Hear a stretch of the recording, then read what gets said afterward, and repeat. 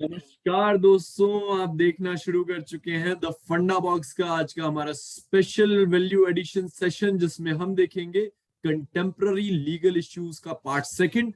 Part one में हमने discuss किया था right to information act. Part two के अंदर हम लोग डिस्कस करेंगे information technology act, IT act, उसके साथ साइबर सिक्योरिटी इश्यूज और साथ के साथ इंटेलेक्चुअल प्रॉपर्टी राइट्स। इसमें क्या देखेंगे? तीन ही चीजें, कॉन्सेप्ट्स, पर्पस क्या है और क्या प्रोस्पेक्ट्स हो सकते हैं। तो इन तीनों चीजों को देखते हुए हम आगे बढ़ेंगे आज के हमारे इश्यू के अंदर। तो IT act, basically IT act क्यों आया? आईटी एक्ट आया इसलिए क्योंकि अटल बिहारी जी की गवर्नमेंट या फिर NDA government at that time वो एक आईटी पॉलिसी लेके, टेलीफोनिक पॉलिसी लेके आए थे। तो उसके एवज में उसको कंट्रोल करने के लिए, उसके दुरुपयोग को देखते हुए, और क्योंकि इंडियन आईटी इंडस्ट्री वर्ल्ड में नाम कमा रही थी, तो उसको देखते हुए हम आईटी एक्ट को लेके आए थे। क्या मेजर विशेषताएं थी इस आईटी एक्ट की? इस आईटी एक्ट की मेजर विशेषताएं थी डिजिटल हस्ताक्षर, डिजिटल हस्ताक्षर, इलेक्ट्रॉनिक हस्ताक्षर, इस तरह की चीजों के लिए नवाचार के लिए लाया गया था। कोई भी जो एक्ट होता है वो दो चीजों के लिए होता है। एक तो होता है प्रोत्साहन, प्रोत्साहन यानी कि पॉजिटिवली इंडस्ट्री को आगे लेके जाना, और दूसरा होता है कि गैर कानूनन गतिविधियों को रोकना, जिसके लिए हम लगाते हैं पेनल्टीज। तो हर एक्ट के अंदर ये दो तरह की चीजें मिलेंगी। तो इसके अंदर ये चीज थी, पेनल्टी वाली चीज थी। और पेनल्टी के कौन देता है? उसके लिए आपको एक जुडिशियल सिस्टम चाहिए होता है। तो इसके लिए एक न्याय वितरण तंत्र बनाया गया। साइबर और साइबर एक्टिविटीज को परिभाषित करा गया, ये पॉजिटिविटी की तरफ था। और एक साइबर सलाहकार समिति, साइबर नियमन सलाहकार समिति का गठन किया गया, ये अगेन पॉजिटिविटी की तरफ था। तो किसी भी एक्ट को अगर आपको देखना है, इन्हीं दो डायमेंशंस में आपको देखना चाहिए। नेक्स्ट हम देखेंगे इसमें 2008 में कुछ मेजर संशोधन हुए। जब इंटरनेट या डब्ल्यू का बूम आया, एक बबल आया, तो उस बबल को देखते हुए और सिलिकॉन वैली का जो बबल आया था, उस बबल को देखते हुए कुछ चेंजेस किए गए। वो चेंजेस क्या थे कि आईपीसी में, एविडेंस एक्ट में, बैंकर्स की बुक के एविडेंस एक्ट में, इन सब चीजों में चेंजेस लाए गए। चेंजेस लाने की जरूरत क्या थी? आपने पीनल प्रोविजंस बना दिए, लेकिन आपकी पुलिस चलती है आईपीसी से, सीआरपीसी से। आपका जुडिशियरी अगर कोई एविडेंस मांगता है, तो वो एविडेंस मांगता है एविडेंस एक्ट के। तो अगर आप साइबर एविडेंस को कानूनन तौर पे शामिल करना चाहते हैं, डिजिटल सिग्नेचर को आप कानूनी रूप पे शामिल करना चाहते हैं, ई आधार को अगर आप कानूनन हक देना चाहते हैं, तो उसके लिए आपको एविडेंस एक्ट में अमेंडमेंट्स करने होंगे। तो उन सब चीजों के लिए पहली अनुसूची में दंड संहिता में संशोधन किए, पीनल कोड में। दूसरी अनुसूची में एविडेंस एक्ट में संशोधन किए। तीसरी अनुसूची में बैंकर्स बुक के एविडेंस एक्ट में संशोधन किया। और चौथी अनुसूची में रिजर्व बैंक ऑफ इंडिया के अनुसूची में चेंजेस किए। अच्छा, डिजिटल सिग्नेचर और इलेक्ट्रॉनिक सिग्नेचर क्या होते हैं फ्रेंड्स? ये एक बेसिक क्वेश्चन है। तो डिजिटल सिग्नेचर या डीएससी एक डोंगल की तरह होता है। डोंगल क्या? एक पेन ड्राइव की तरह होता है, जिसको आप अपने कंप्यूटर में अटैच करते हैं, आपके पास रहता है आपका सिग्नेचर। और आप जब भी किसी डॉक्यूमेंट को डिजिटली साइन करना होता है, तो आप क्या करते हैं? आप उस पेन ड्राइव को लगा के वहां पे पासवर्ड डालते हैं, और इससे ये पता पड़ जाता है कि जिस इंसान ने ये डॉक्यूमेंट प्रसारित किया है, जारी किया है, वो वही व्यक्ति है जिसने डिजिटली साइन की है। और इस डीएससी को रीड किया जा सकता है, ये रीडेबल होती है, राइट। दूसरा फॉर्मेट क्या आया फ्रेंड्स? इसको कहा गया ई साइन या इलेक्ट्रॉनिक साइन। इलेक्ट्रॉनिक साइन एक शिमेटिक स्क्रिप्ट के ऊपर चलते हैं। शिमेटिक स्क्रिप्ट क्या होती है? शिमेटिक स्क्रिप्ट एक प्रकार का कॉम्प्लेक्स एल्गोरिथम है। कॉम्प्लेक्स एल्गोरिथम मतलब एक लॉजिक्स का सेट है, जो कि हमेशा एक पर्टिकुलर पैटर्न में रहता है, और जब भी आप उसको इन्वोक करते हैं, तो वो उभर के सामने आ जाता है। इसके लिए आपको क्या चाहिए होता है? इसके लिए आपकी मूल आइडेंटिटी से आपको लिंक किया जा सकता है, जैसे कि आधार बेस्ड सिग्नेचर ई साइन की सूची में आते हैं, आधार बेस्ड सिग्नेचर। तो आधार बेस्ड सिग्नेचर में क्या होता है? जब भी आप किसी डॉक्यूमेंट को साइन करेंगे, तो उस मोबाइल में जैम ट्रिनिटी के अंतर्गत वो चीज आपके मोबाइल के अंदर आपके ओटीपी भेजेगी, और उसके बेसिस पे आप उसको साइन कर पाएंगे। तो दोनों ही चीजें मान्य है राजस्थान राज्य में, ध्यान रखिएगा। लेकिन मॉडर्न वेज में हम डीएससी से ई साइन की तरफ बढ़ते जा रहे हैं। सबसे इंपॉर्टेंट चीज अगर आईटी एक्ट की कुछ है तो वो है आईटी एक्ट के सेक्शंस। आईटी एक्ट के sections as it is 2 number question के अंदर आ सकते हैं, 5 नंबर क्वेश्चन के अंदर आ सकते हैं, और 10 नंबर के क्वेश्चन के अंदर इसकी विवेचना आ सकती है। तो देखेंगे हम आईटी एक्ट के मेजर सेक्शंस को क्या क्या है। सेक्शन 65, सोर्स कोड के साथ छेड़खानी। सोर्स कोड क्या होता है? किसी भी एल्गोरिथम, किसी भी वेबसाइट, वेब पेज, टूल के पीछे का जो कोड होता है वो सोर्स कोड होता है। सेक्शन 66 कहता है कंप्यूटर से संबंधित अपराध, तो इसके लिए और परिभाषित किया गया। सेक्शन 66 ए आया, उसके अंदर क्या कहा गया कि आप अगर किसी भी संचार सेवाओं से, मैसेज के माध्यम से, व्हाट्सएप के माध्यम से अगर आप किसी को मैसेज भेज रहे हैं और सरकार को वो पसंद नहीं आया तो आप जा सकते हैं जेल में। इसका विरोध किसने किया? इस सेक्शन का विरोध किया श्रेया सिंघल ने। श्रेया सिंघल। तो Shreya Singhal versus union of India case हुआ और इसके अंदर सुप्रीम कोर्ट ने बोला कि भाई ये सेक्शन का एक चिलिंग इफेक्ट है। This section has a chilling effect on freedom of speech and expression. तो आर्टिकल 19(1) अ की दुहाई देते हुए इस सेक्शन को नल एंड वॉइड डिक्लेयर कर दिया सुप्रीम कोर्ट ने।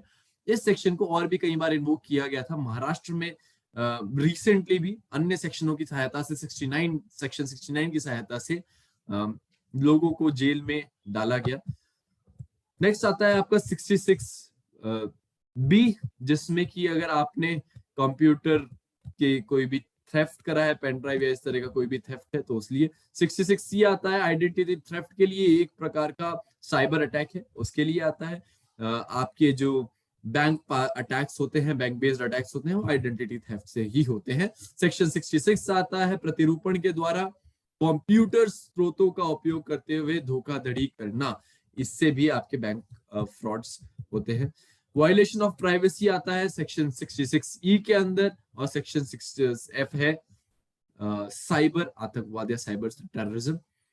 सेक्शन 67 है इलेक्ट्रॉनिक रूप में अगर आपने किसी आपत्तिजनक सामग्री का प्रसारण किया है, जैसे कि इसको स्पेशली यूज किया गया कोविड टाइम्स में। कोविड टाइम्स में फेक न्यूज के लिए सेक्शन 67 यूज होता है। एज इट इज क्वेश्चन आ सकता है, फेक न्यूज के लिए कौन सा सेक्शन यूज होता है? सेक्शन 67 फेक न्यूज के लिए यूज होता है। सेक्शन 69 यूज होता है interception, monitoring and decryption of information के लिए, जहां पे आप देखते हैं कि कहीं कुछ स्टेट के अगेंस्ट गतिविधियां तो नहीं चल रही हैं। सेक्शन 70 बी के अंदर सर्ट इनको दिया गया। सर्ट इन 2004 में बना था। 2004 के बाद नेशनल साइबर सिक्योरिटी पॉलिसी 2013 के अंदर सर्ट इनको और मजबूती दी गई।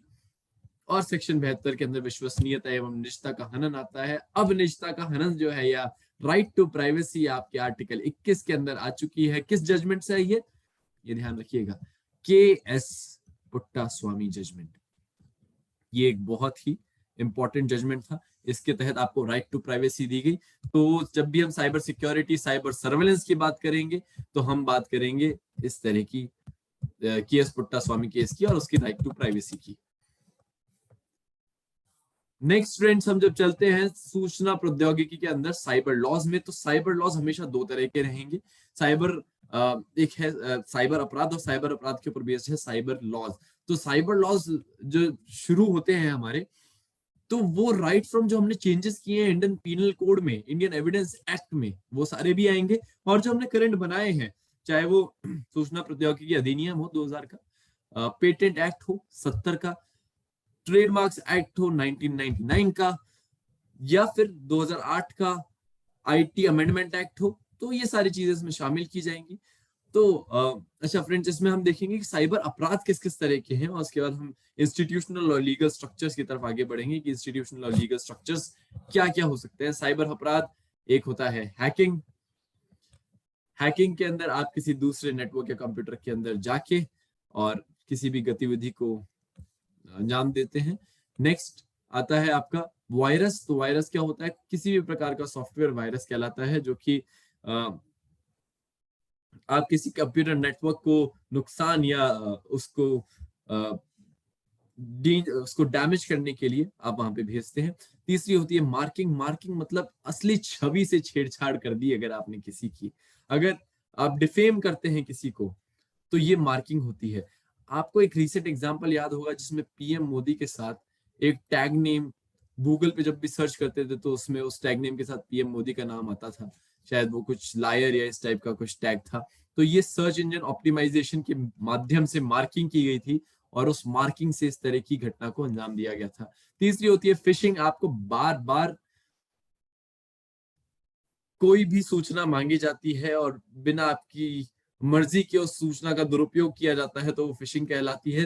चौथा होता है स्पैम। स्पैम मतलब आपके मैसेज पे या आपके ईमेल पे बिना आपकी इजाजत के आपको बार भर भर के ईमेल भेजना और एडवर्टाइजिंग करना, ये स्पैम होता है। लॉजिक बॉम्ब, किसी भी वायरस को जब हम एक पर्टिकुलर डेट को सक्रिय करते हैं तो वो एक लॉजिक बॉम्ब कहलाता है। ईमेल स्पूफिंग क्या होती है? गलत उद्देश्य से अगर आपने किसी दूसरे व्यक्ति को संदेश भेजा है तो वो ईमेल स्पूफिंग कहलाती है।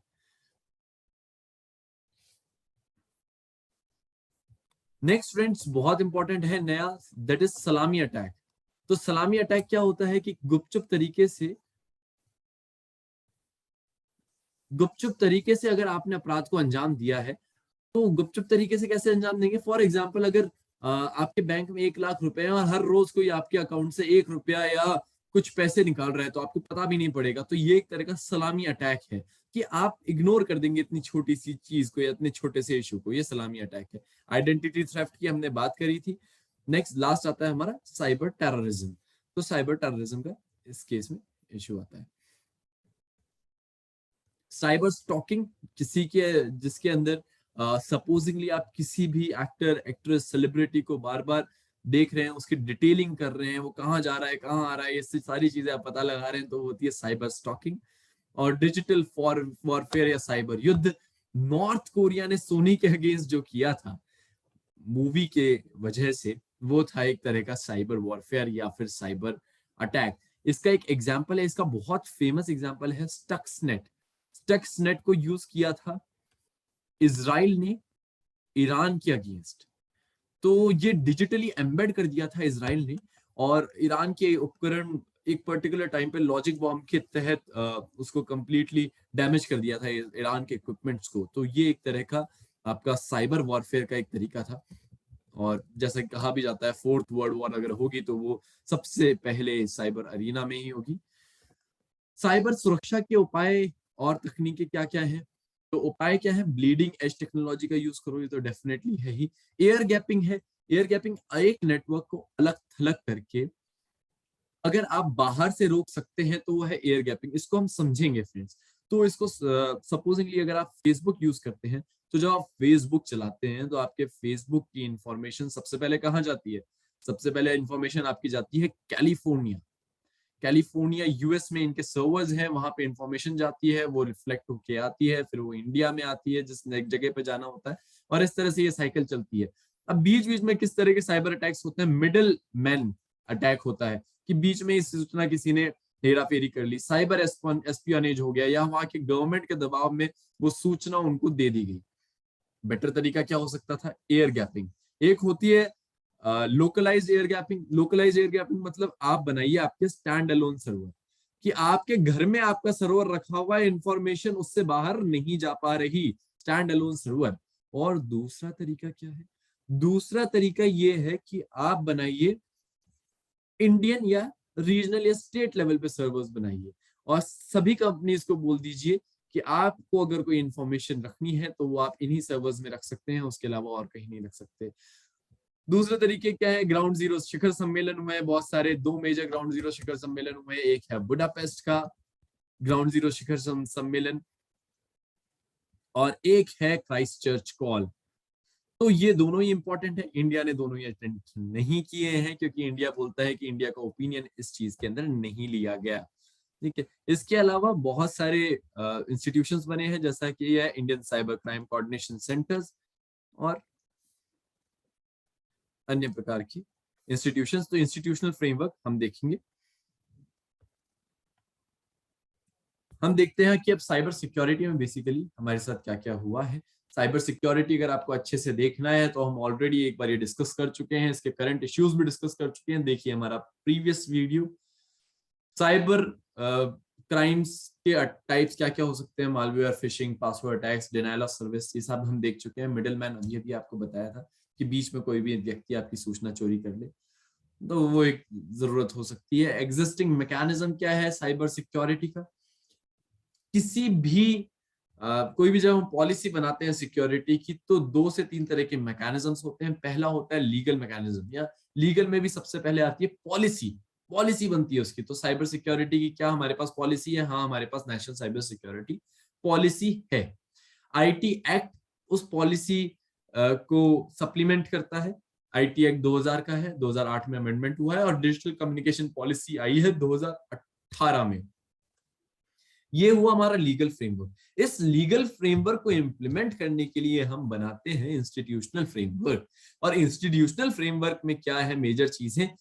4 जो सबसे बड़ी चीजें हैं। पहला है national cyber security coordination centre, NCCC। दूसरा है सर्ट इन क्या है? Computer emergency response team. Maharashtra ने 50,000 का कैडर बनाने की घोषणा कर दी है इसके लिए। राजस्थान के लिए एक उपाय है, सोल्यूशन है। तीसरा है national critical information protection centre, NCIPC। और चौथा है कि साइबर वॉरफेयर की आप पुलिस बनाओ या साइबर स्वच्छता केंद्र बनाओ। दूसरे मेजर्स जो है अलग अलग स्टेट गवर्नमेंट ने, तेलंगाना, केरला, महाराष्ट्र ने ऐसे मेजर्स अलग अलग लिए हैं, जैसे साइबर डोम। तो ये कुछ तरीके हो सकते हैं। चैलेंजेस क्या है? स्ट्रक्चरल इश्यूज हैं, एडमिनिस्ट्रेटिव इश्यूज हैं, कोऑर्डिनेशन नहीं बैठ पाता, प्रोसीजरल इश्यूज है, ट्रेनिंग नहीं है, ह्यूमन रिसोर्स भी हमारा कई बार ट्रेन नहीं है, और अवेयरनेस नहीं है लोकल पुलिस को। तो ये सब इश्यूज हैं, चैलेंजेस हैं। थ्रेट क्या क्या है? Cyber espionage, crime, cyber terrorism, cyber warfare, ये सब थ्रेट्स का ही एक प्रकार है।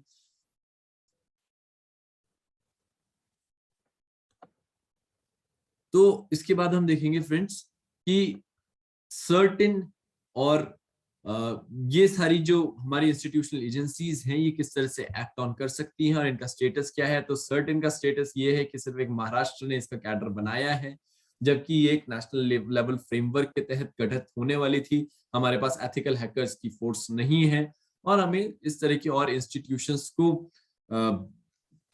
सिंक्रोनाइज करने की जरूरत है। जो एक विवाद हुआ है धारा 66A के साथ, जो हमने पहले भी डिस्कस किया था, श्रेया सिंघल केस में। श्रेया सिंघल केस में क्या हुआ था?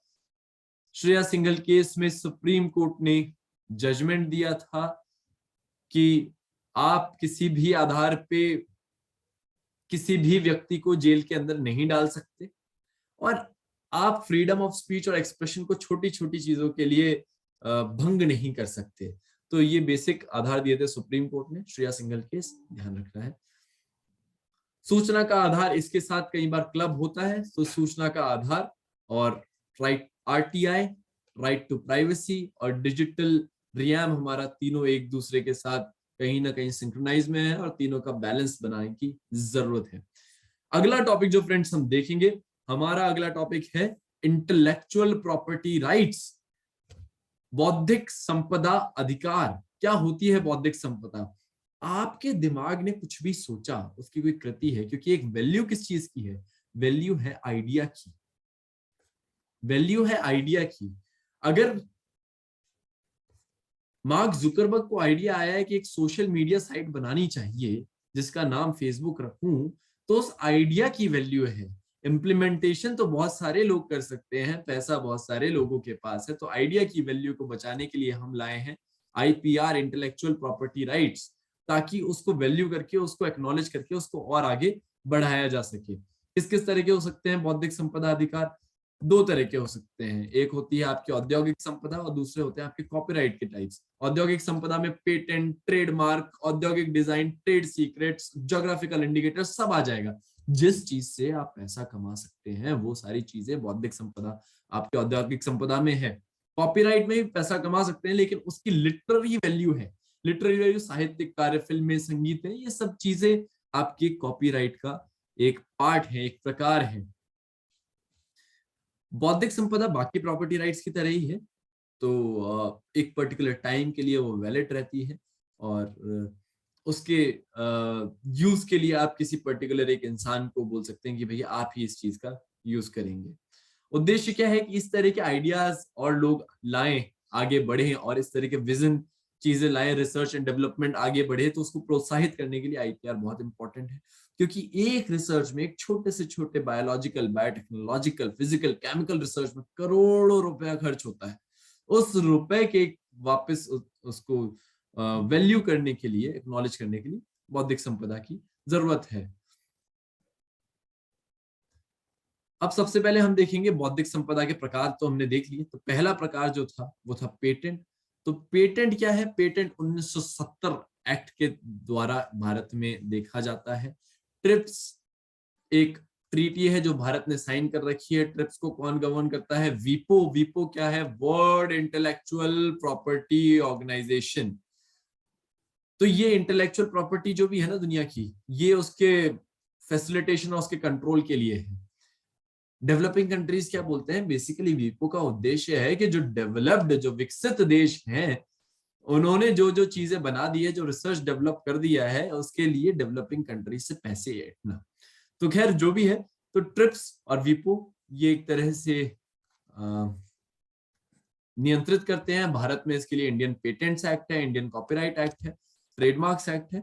और ये किस लिए दिया जाता है पेटेंट? नवीन मौलिकता, नवीनता या मौलिकता किसी भी चीज में हो उसके लिए। लेकिन वो चीज नॉन ऑब्वियस होनी चाहिए।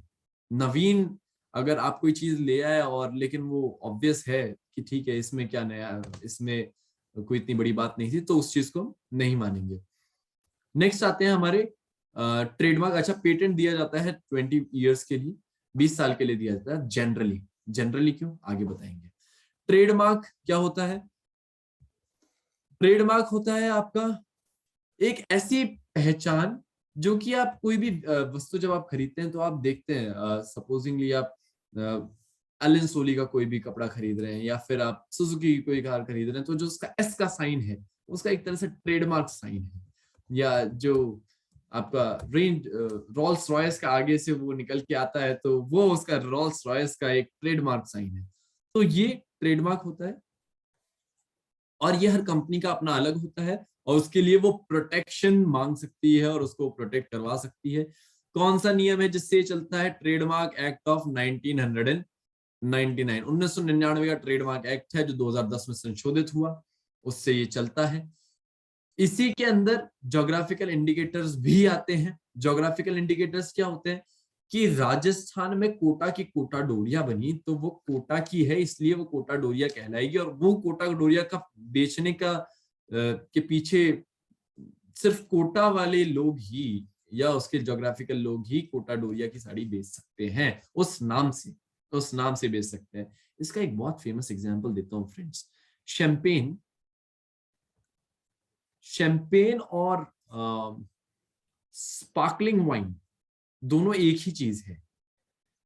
दोनों में डिफरेंस क्या है कि शैंपेन फ्रांस का एक शहर है, ये फ्रांस का एक शहर है। ये ज्योग्राफिकल इंडिकेटर है कि ये जो वाइन है, ये स्पार्कलिंग वाइन है, वो फ्रांस में बनी है, फ्रांस के शहर में बनी है, इसलिए इसका नाम शैंपेन है। बाकी कहीं दूसरी जगह आप वही सेम स्पार्कलिंग वाइन बनाएंगे, वैसे ही उछाल वाली बनाएंगे, तो उसको स्पार्कलिंग वाइन कहा जाएगा, उसको शैंपेन नहीं किया कहा जाएगा।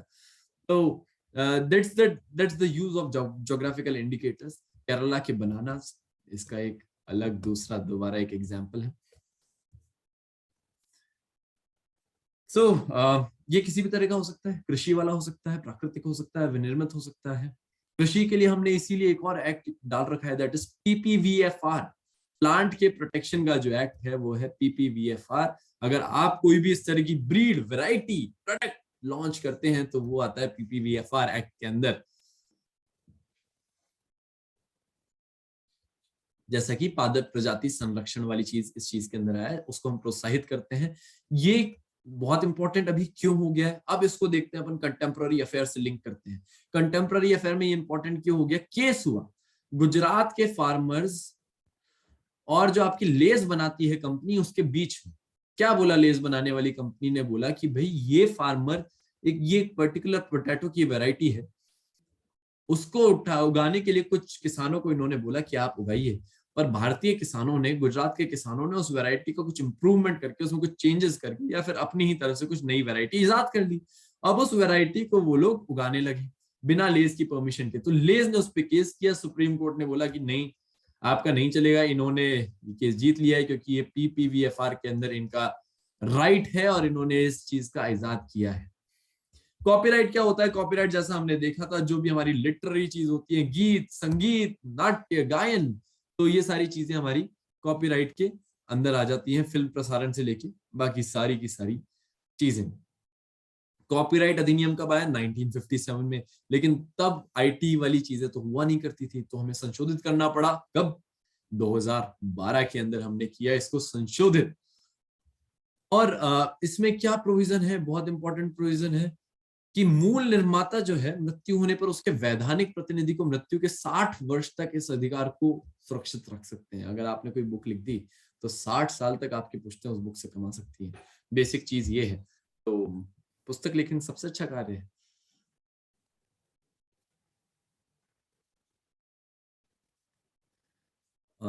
और इसके अंदर एक क्लॉज है, प्रस्तुति की दशा में प्रस्तुतिकरण के 50 वर्षों तक ही कॉपीराइट सुरक्षित रहता है। ठीक। नेक्स्ट फ्रेंड्स, हम चलेंगे जीआई का उद्देश्य क्या है और ट्रेडमार्क और जीआई में अंतर क्या है। तो जीआई तो हमने बता दिया क्या होता है, एक ज्योग्राफिकल इंडिकेटर। शैंपेन का एक एग्जांपल लेके हमने बता दिया। तो ट्रेडमार्क और जीआई में क्या अंतर है? बहुत अंतर ही अंतर है। सुजुकी का एस और शैंपेन में आप डिफरेंस कर सकते हैं ना। तो उस पर्टिकुलर चीज को कोई चोरी नहीं कर सकता, लेकिन वो क्या ब्रांड को रिप्रेजेंट कर रही है, वो एक इंडस्ट्री, एक सेक्टर, एक चीज को रिप्रेजेंट कर रही है, वो एक ट्रेडमार्क बता रही है। बोलते हैं ना ट्रेडमार्क सिग्नेचर है, ये उसका ट्रेडमार्क शॉट है। तो ये उसको डिफाइन कर रही है। जबकि ज्योग्राफिकल इंडिकेटर उस ज्योग्राफी में उपजा हुआ है, ये ज्योग्राफी से बाउंड है, ये ज्योग्राफी के अलावा किसी और चीज से बाउंड नहीं है। तो इसलिए जीआई और ट्रेडमार्क में डिफरेंस है। इंडस्ट्रियल डिजाइन क्या है? भारत में 10 वर्षों के लिए मिलती है, नवीनीकरण संभव है। आपने कोई चीज बनाई, उसका कुछ आपने शेप, साइज या डिजाइन दे दिया, जैसे कि एप्पल ने चौकोर रंग, चौकोर एक शेप दे दिया, या 3 कैमरे की एक अलग डिजाइन दे दी, तो उस डिजाइन को कोई और कॉपी नहीं कर सकता। ये चीज किस में आएगी? ये आएगी इंडस्ट्रियल डिजाइन एक्ट के अंदर। इसीलिए ऐसा होता है, वो 3 कैमरे वाला वरना कोई भी चोरी करके सेम पैटर्न में डाल दे, लेकिन नहीं, क्यों नहीं कर सकते? क्योंकि वो इंडस्ट्रियल डिजाइन के अंदर पेटेंट है। ठीक है, वो एप्पल के पास आ गया है, तो इसलिए वो इंडस्ट्रियल डिजाइन के अंदर है। तो ये आपको ध्यान रखना है। ऐसे एग्जाम्पल्स आप ना सिर्फ समझ सकते हैं, आप लिख भी सकते हैं, इसमें ऐसा कोई भी इश्यू नहीं है। कॉपीराइट की जालसाजी एवं उपचार। उपचार कुछ नहीं होता है, इंडिया में सिर्फ जालसाजी ही हो सकती है। जालसाजी क्यों हो सकती है? क्योंकि हमने बहुत सारे लूप होल्स और हमने बहुत सारे मैकेनिज्म दे रखे हैं।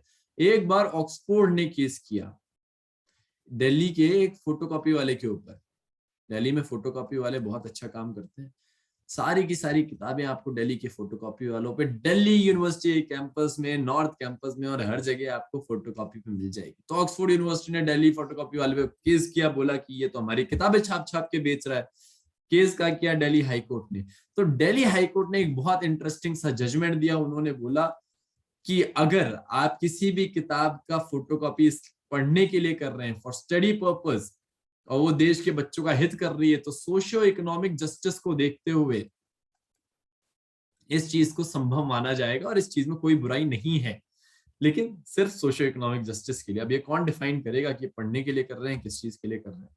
खैर, और भी चीजों से, धार्मिक, आर्थिक, राजनीतिक उद्देश्य से सरकार की अनुमति से मूल रचना का पुनर्निर्माण कर सकते हैं, कोई बुराई नहीं है।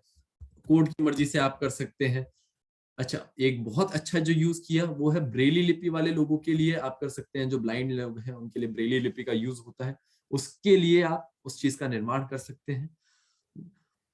उपचार क्या है? जालसाजी पेनल्टी है, निषेधाज्ञा आप प्राप्त कर सकते हैं, स्टे लगवा सकते हैं, पेनल्टी लगवा सकते हैं। और जो भी आपका क्षति हुई है कि भाई इसने तो हमारा इतना मटेरियल बिकने से रोक दिया, 1000 कॉपी बिकने से रुक गई, तो उसके लिए यूज कर सकते हैं। जैसे कि यूज करते हैं हमारे सिनेमा वाले लोग जो कि पकड़ लेते हैं।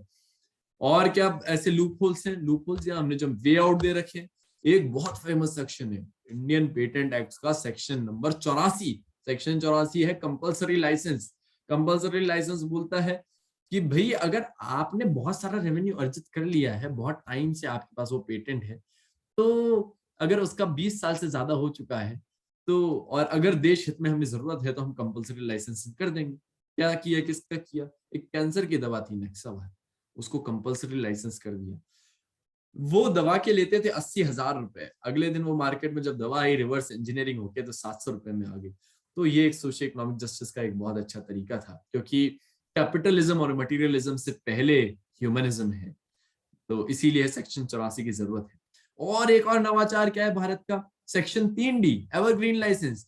तो ये सारी विदेशी कंपनियां क्या करती थी, सिट्राजीन अगर विदेशी कंपनी बना रही है तो सिट्राजीन वाली कंपनी ने बोला कि भाई अभी तक हम इसमें ऑरेंज फ्लेवर डाल रहे थे, कल से हम लीची फ्लेवर डालेंगे, हमें नया पेटेंट दो सिट्राजीन का क्योंकि फॉर्मूला सेम है और ये लीची फ्लेवर डलना है इसके अंदर। तो भारत सरकार ने बोला भैया ऐसा है कि ये सारी चीजें इस देश में नहीं चलेंगी। क्यों नहीं चलेंगी? कि आप छोटी छोटी ट्वीकिंग्स करके चीजें नहीं कर सकते, ऑब्वियस चीजों को के बिहाफ पे आप पेटेंट नहीं मान सकते, कुछ नया मेजर अगर चेंज हुआ है तो मांगेंगे। तो आप एवरग्रीनिंग नहीं करवा सकते। तो सेक्शन 3D में एवरग्रीनिंग पे लोग रोक है। वर्ल्ड इंटेलेक्चुअल प्रॉपर्टी ऑर्गेनाइजेशन वीपो 1967 के बारे में हमने बात करी थी। तो अच्छा, इसके अलावा पेटेंट में एक और जो पहले जो चीज थी, अब इंडिया ने वो चेंज कर ली है। पहले इंडिया में होते थे प्रोसेस पेटेंट। प्रोसेस पेटेंट का क्या मतलब होता है? पद्धति के आधार पे जो पेटेंट किए जाते थे। पद्धति मतलब ए से बी से सी, आपने ए प्लस बी प्लस सी बनाया और ए से पहले बी बना, बी से सी बना और फाइनल प्रोडक्ट एक्स बना, तो ये प्रोसेस ही पेटेंट है, एक्स पेटेंट नहीं है। एक्स अगर आप किसी दूसरे तरीके से बनाएंगे, अगर आपने बी से सी बनाया और सी से ए बनाया और ए से एक्स बना दिया, तो भैया आपका ये तरीका जायज है। तो इंडिया वाली कंपनी क्या करती थी, हम रिवर्स इंजीनियरिंग में बहुत माहिर होते हैं, हम हैं जुगाड़ू लोग, तो हम करते थे रिवर्स इंजीनियरिंग। तो इनकी जो सारी दवाइयां उपकरण उपकरण जो भी थे ना, सब सबके सब इस देश में आ गए थे एकदम बढ़िया तरीके से। तो जब ये सारी की सारी चीजें इस देश के अंदर आ गई तो यूएस और यूके ने बोला कि भाई आपके जितने इंटेलिजेंट तो है नहीं हम, पर आपके ऊपर प्रेशर बना सकते हैं कि आप ये फालतू का आपका जो गोरख धंधा है इसको बंद करवाइए। तो वो बंद करवाने के लिए हमारे प्रोसेस पेटेंट की जगह पे अब हमारे देश में होता है प्रोडक्ट पेटेंट। प्रोडक्ट को पेटेंट किया जाता है, एक्स पेटेंटेड है। अब आप किसी भी तरह से एक्स को नहीं बना सकते। और फिर आईपीआर नीति आई हमारी 2016 में। जस्टिस प्रभा कमेटी बैठी थी बेसिकली, और उनको यूटिलिटी पेटेंट के लिए है, तो उनके जो रिकमेंडेशंस थी उसके बेसिस पे हम आईपीआर की पॉलिसी लेके आए 2016 के अंदर। तो बेसिकली इसके कुछ पिलर्स थे, जो मेजर पिलर्स थे वो हैं आपके 8 पिलर हैं। अब कोई भी पॉलिसी हो फ्रेंड्स, कोई भी पॉलिसी हो, आपको पॉलिसी में याद क्या करना है, वही जो पहली वाली बात थी साइबर सिक्योरिटी वाली, वापस वही अंत में दोहरा रहा हूं। प्रमोशन, पेनल्टी, एडजुडिकेशन, इम्प्लीमेंटेशन, यही अब चीजें हम यहां देखेंगे। 8 पिलर हैं। देखिए, इंसेंटिवाइज कीजिएगा, आईपी एसेट्स को इंसेंटिवाइज करने को कहा गया, इंसेंटिवाइज करेंगे। फिर उसके लिए लेजिस्लेटिव और एडमिनिस्ट्रेटिव फ्रेमवर्क तो बनना ही था। लेजिस्लेटिव इसलिए कि भाई एक पॉलिसी बन रही है तो उसके बिहाफ पे लेजिस्लेटिव फ्रेमवर्क बनाएंगे, और इंप्लीमेंटेशन के लिए एडमिनिस्ट्रेटिव फ्रेमवर्क बनाएंगे। फैसिलिटेट करने के लिए कमर्शलाइजेशन करेंगे और फैसिलिटेट करेंगे कोलैबोरेशन को। फैसिलिटेट करने के लिए आईपीआर जनरेशन पे फोकस करेंगे। ध्यान रखिएगा, कर्नाटक में सबसे ज्यादा पेटेंट रजिस्टर्ड होते हैं। इमर्जिंग टेक्नोलॉजीज को इंसेंटिवाइज करेंगे, और पेनल्टीज और एनफोर्समेंट और जुरिसडिक्शन के लिए रखेंगे एडजुडिकेशन एंड एनफोर्समेंट। सारी पॉलिसी एक जैसी होती है, एक ही तरह से बनती है, आप बस वो तरीका याद रख लीजिए। ठीक है, thank you friends. Next session में हम लेंगे लैंड लॉज को, और लैंड लॉज में हम देखेंगे कि क्या क्या चीजें नई आई हैं और किस किस चीजों से हम हमारे एग्जाम में फोकस कर सकते हैं। तब तक के लिए बहुत बहुत धन्यवाद।